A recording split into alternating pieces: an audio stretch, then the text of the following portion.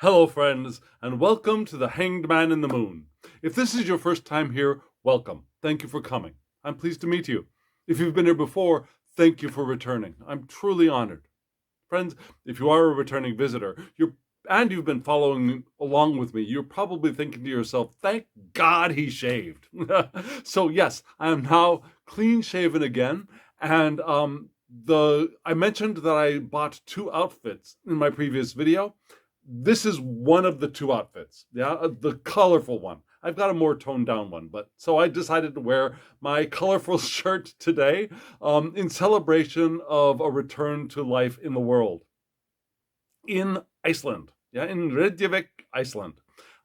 Beautiful town. If you want to talk about that sometime, let me know. So if, again, you're a returning visitor, you also know that this is part of my mini-series in which I'm diving into a very beautiful and intriguing and mind-stretching, soul-stretching deck called The Tarot of the Holy Light by Christine Payne-Towler.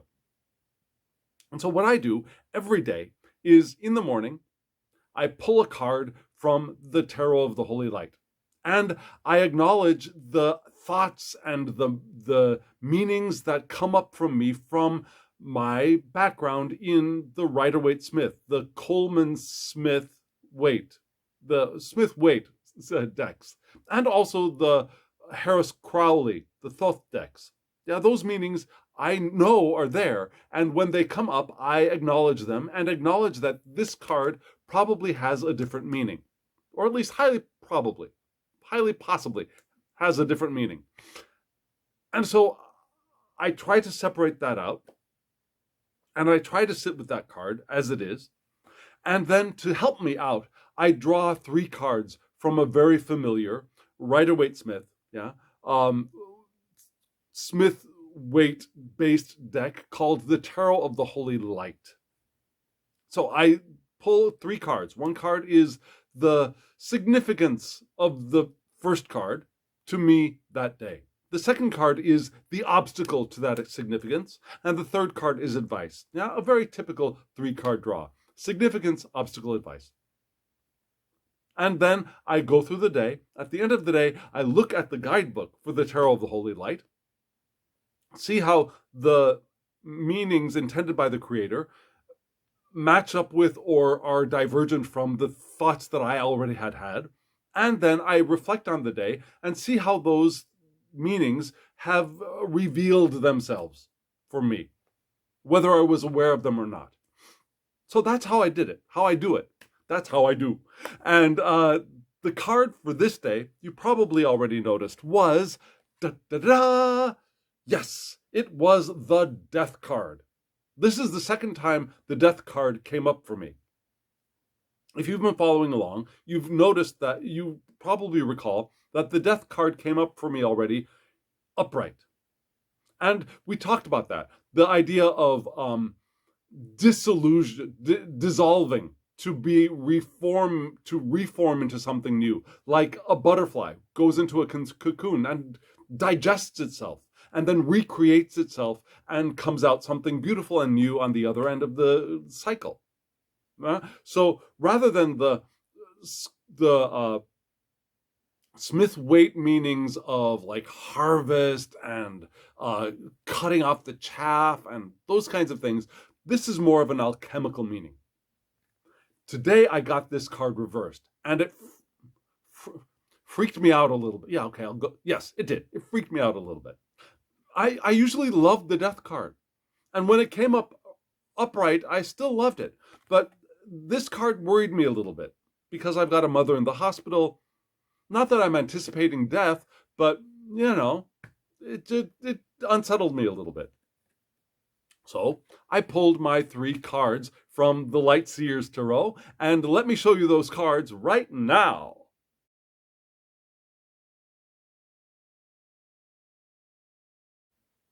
Those three cards. Interesting, intriguing, enticing, confusing. Also, the first card you saw was the Justice card. So the significance of Death reversed had something to do with balance, with balancing things out. And if you'll notice in this card in particular, yeah, we have two figures. We have a dark-haired figure in the light, and we have a light-haired figure in the dark. Yeah, I don't know if you can tell or you were able to see in the other, but these two balancing vessels, yeah, one is light and one is dark. One is white and one is black. So we get this idea of not only balancing like in justice, but also balancing light and dark, balancing opposites. Very dualistic feeling to this justice card. So the death reverse, the significance for me is something to do with balancing things, I suppose, and finding a way to bring opposites into equilibrium, maybe. And so the obstacle was one of my favorite cards, the Fool card. I think most of us love the Fool card. At least most of the people, the readers I know, love the Fool card. And in this card, we see the figure of the Fool taking a leap backwards. I don't think it means into the past, but taking a leap without looking, I think is the point, into this sacred geometry in the water. So some people see the Fool as being someone who is leaping before they look, but others of us in the upright position see this as being willing to take a chance on something that is uncertain, but going on the new adventure, taking the chance, diving into something new. In reverse, if we read reversals, some of us will then look at this as the foolhardy choice, or perhaps in shadow, resisting taking the leap. Now, for me, when the Fool comes up in shadow or in reverse, I tend to be the kind of person who doesn't jump into things without checking them out, without foolhardy leaps into the unknown. I tend to be the one who either, one, resists making the leap, or two, is unaware that there is a leap that was possible. I'm that kind of person. So when the Fool comes up reversed for me, usually I'm thinking that I'm either resisting doing something or I'm just oblivious of a possible opportunity. So that's the way I was thinking about this card for me today, is that perhaps I'm resisting change. Yeah, the death card, even in reverse, is change and transcendence and being reborn on the other end of something, right? So this in shadow seemed to indicate that I would be resisting change, resisting making the leap into the unknown, the new. The advice card was the Lover's card. And I usually don't see this card as a love card, but rather the card of choice, making a commitment to something, being willing to choose and commit to that choice. And that choice could be a relationship, but it could be something else. And here we see, again, we have a light and dark. Yeah, we have the red and black. We have these balanced opposites here as well, which I don't usually think of in association with justice, but when these two came up together, significance and advice, they seem to mirror each other in a way, right?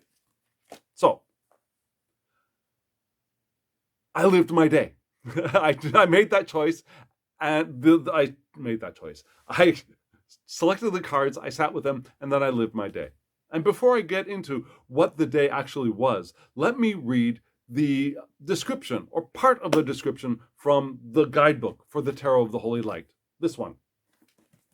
So, I won't read the upright meanings because I already did that in a previous video. I'm going to jump right into, and I also mentioned it a little bit.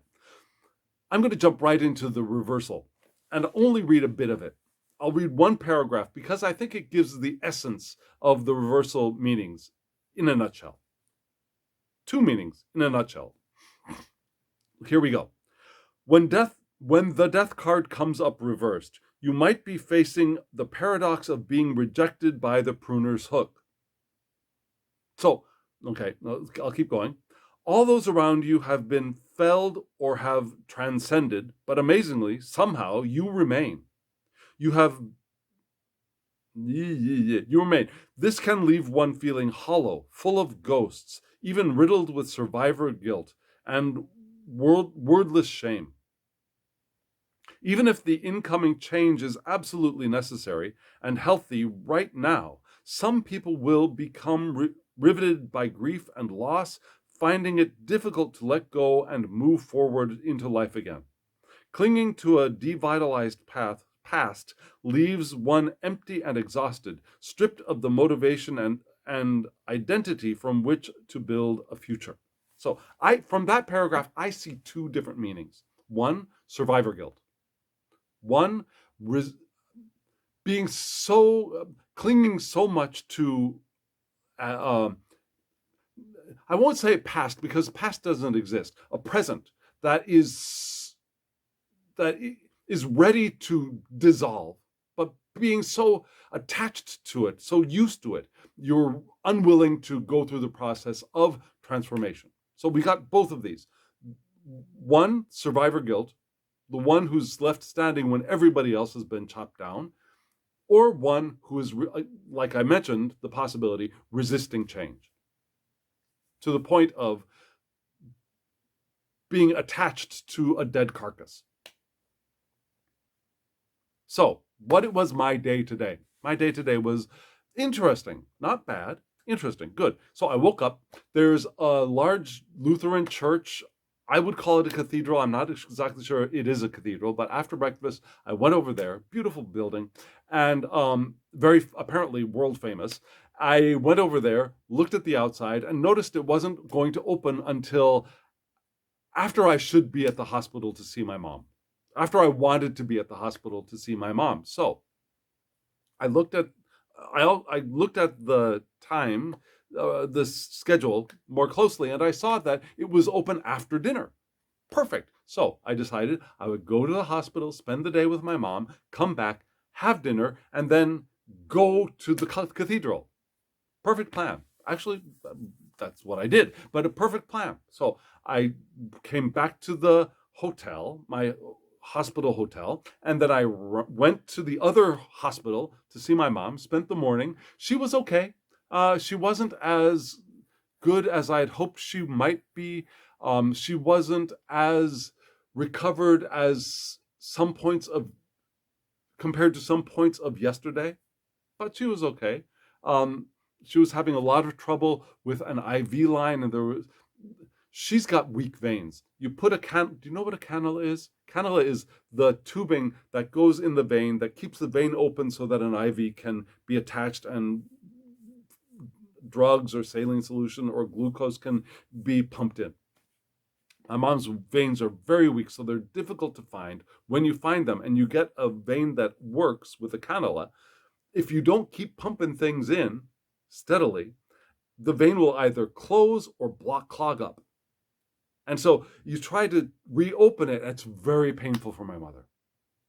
And also trying to find a new vein is very painful for my mother. So that's not the entire morning, but several, like 15, 20 minutes of the morning was that kind of painful discomfort. You got through it. And she took a nap, and I went down to have lunch. I came back, and I'm sorry. She took a nap. She had lunch. Then I went down to have lunch. And when I got back up, she was awake. And she was chatty. We talked. She kept telling me to go out. And I'd say, no. Well, then I would say, well, okay, maybe I will. Maybe I'll go out after lunch, knowing I would not go out after lunch. But I just wanted she has dementia.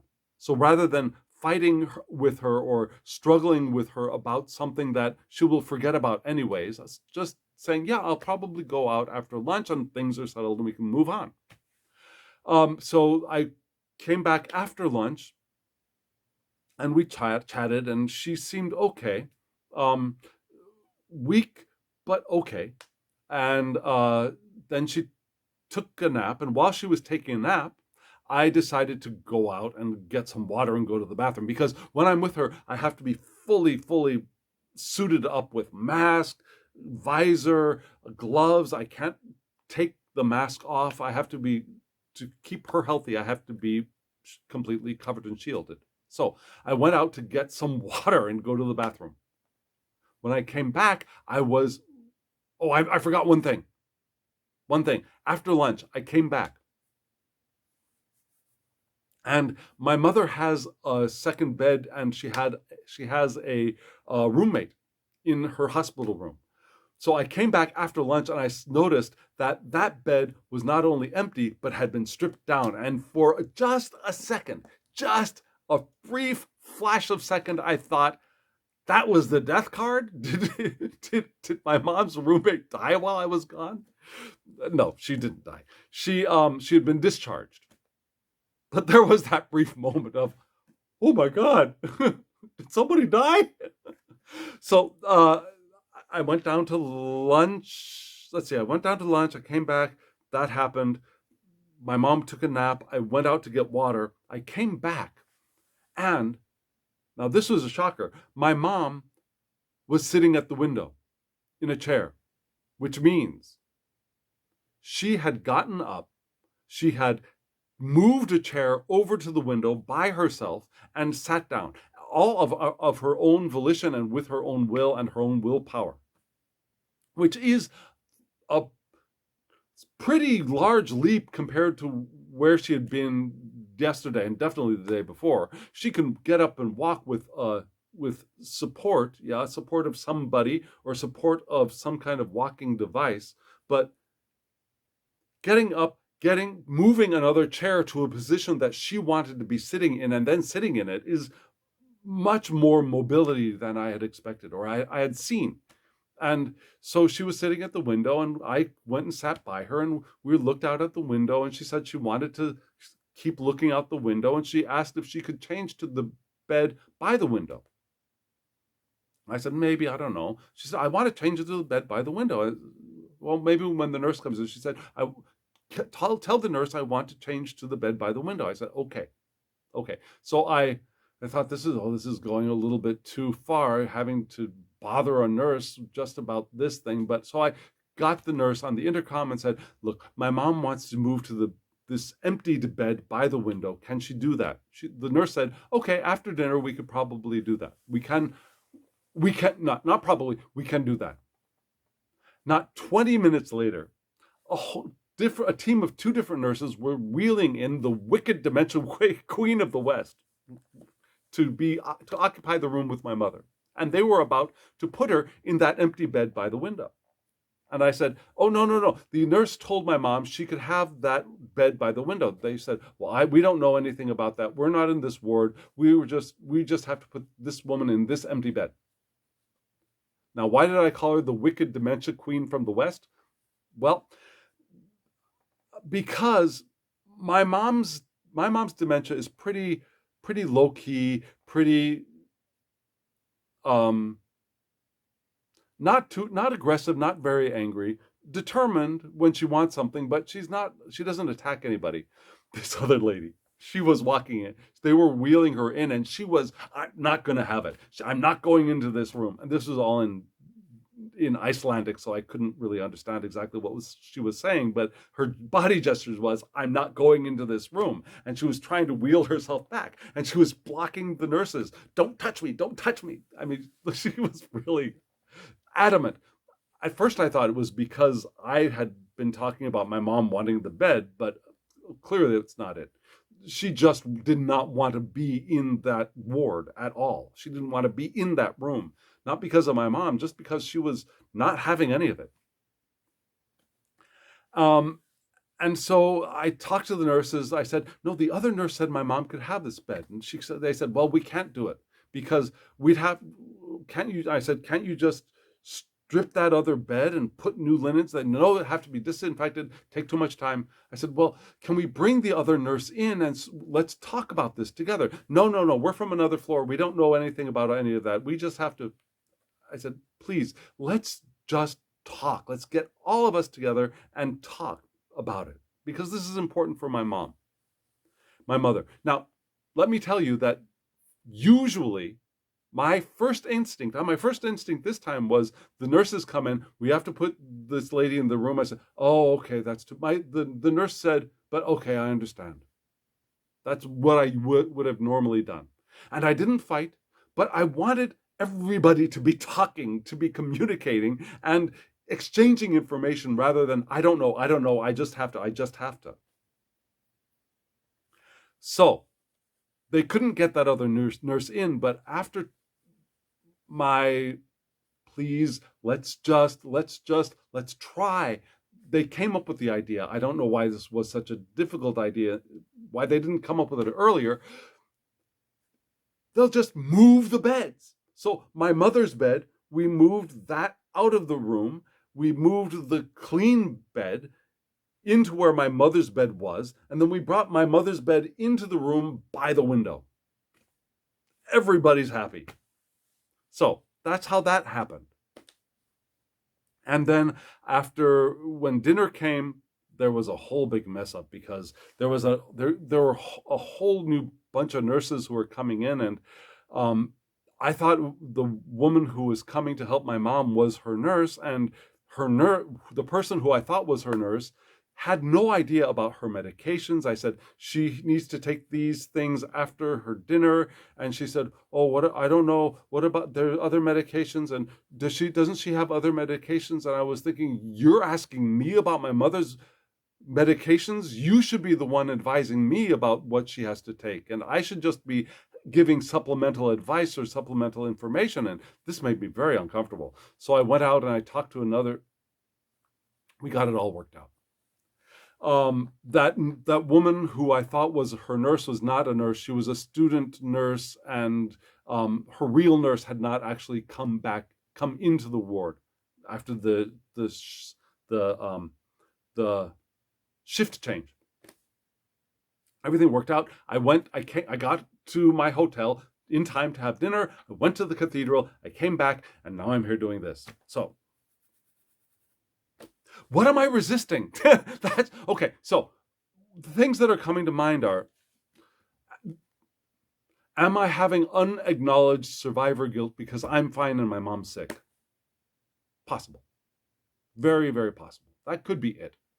And if so, the meaning of this card really is, for me today, is not horribly significant, because I can acknowledge that, and I do feel a little bit of guilt about that, but not overwhelming. It's not preventing me from doing things, except for my mom keeps saying, go out and have fun. And I'm saying, no, I should be with you. But I still think I should be with her. And not because I feel guilty, but because she needs help. And yes, there are nurses there, but the nurses are not there every second of every moment. And there are times when she needs help getting to the bathroom. And I'll go in and I'll see tomorrow. Like I told my mom, tomorrow, she asks, what's my plan tomorrow? I'm going to have breakfast. I'm going to go to the hospital to see you. And then we'll see where we'll go from there. So, I don't know. Is it survivor guilt? Maybe. Am I resisting change? If I am resisting change and I'm afraid of taking the leap, dang it, I don't know what I'm missing. I just don't know. I guess I just have to allow myself to be open to the possibility that I'm resisting something without knowing I'm resisting it, and praying that I will become aware of it, if that makes sense, so that I can make the choice. Now, okay, side note. If this is about relationships, this is about loving relationships, there are a few people who have been expressing interest in me in Korea that are, each and every one of them, problematic in their own particular way. One of them's too young. No, too young. But instead of refusing and rejecting him, I want him to discover that I am too old for him. And you're saying, oh, no, there's no such thing as age. There's no such thing as too old. The difference is vast. Not illegal, not to the point of being illegal, but vast. The second one is a person who is married. And for me, that's just a no-go. forget that. Third person is one who says he's not interested in a relationship, but keeps sending me all these signals. No, I don't want a relationship. I'm not interested. I had one, and I just no. But then keeps contacting me, sends me photos. Okay, pick a lane, buddy. So problematic, interesting, intriguing, problematic. Another one is just too busy, I think, to have a relationship anyway. So we'll see. Is that what pick that choice? Pick one of those? I don't know. Maybe that seems so facile for that to be this. I don't know. What do you think? Let me know. I've been hemming and hawing enough here, I think. Let me know what you think. So if you're still here and you're still following, hit the thumbs up so that YouTube knows that you enjoyed this and other people may enjoy it too. And it helps YouTube bring more people to the channel. It helps the channel. Subscribe if you haven't subscribed, and hit the alarm bell so that you get notifications of when I upload videos. I'm trying to do one a day. I've skipped a few days, and if you see the previous video, you'll know why. But I try to do one a day, so you'll get notifications. Hit the alarm bell. And comment below. I would really love to hear from you. What do you think? What do you think this all means? What's it all about, Alfie? And if you want a private reading from me, I have my new email address in the description box below. You can shoot me an email and we can work it out. And friends, now. Oh, what do you think of my shirt? Friends, now, as always, I wish you love, joy, well-being, and pure awareness. Thank you.